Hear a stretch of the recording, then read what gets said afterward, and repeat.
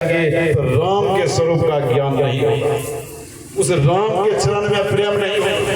अगर राम के चरण में प्रेम करना चाहते हैं तो पहले संत के चरण में प्रेम कीजिए, क्योंकि संत ही राम के सगुण रूप है।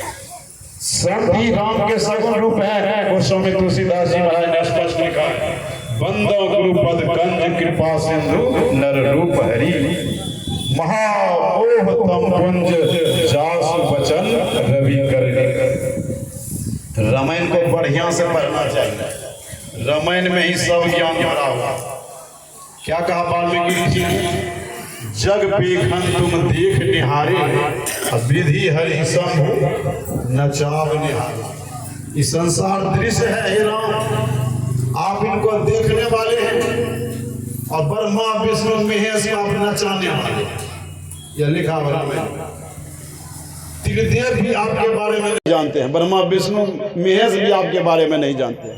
अब भगवान विष्णु के ही अवतार तो राम भगवान है, भगवान विष्णु के अवतार राम भगवान खड़े हैं। अब उनसे क्या कह रहे हैं वाल्मीकि ऋषि, आप ब्रह्मा विष्णु महेश को भी नचाने वाले हैं। ये समझना न चाहिए, ये रामायण जो 24 घंटा में खत्म कर देते हैं, समझना चाहिए कि राम कौन है, कि वही राजा दशरथ के यहाँ जो नटवा के तरह रूप बना लिया, वही राम जो कंस के मारने के लिए कंस कृष्ण का रूप धारण किया, वही कृष्ण, वही राम है, वही कृष्ण है, वही दुर्गा है। कभी कभी नारी का भी रूप परमात्मा बना लेते हैं।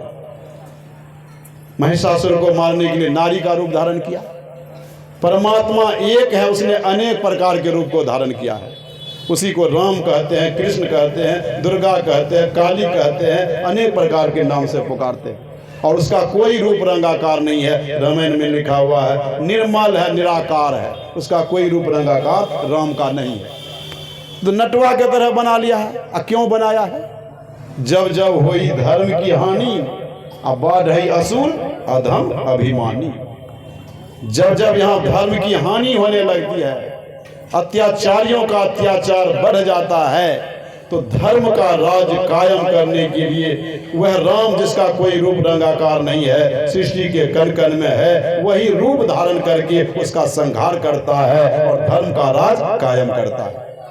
भगवान श्री कृष्ण ने अर्जुन से कहा था, यदा यदा ही धर्मस्य ग्लानिर्भवति भारत अभ्युत्थानम् अधर्मस्य तदात्मानं सृजामि। का जब जब धर्म की हानि होती है, अत्याचारियों का अत्याचार बढ़ जाता है, तो दुष्टों का संहार करने के लिए, धर्म का राज कायम करने के लिए तब तब मैं शरीर धारण करता हूँ। भगवान ने शरीर धारण किया है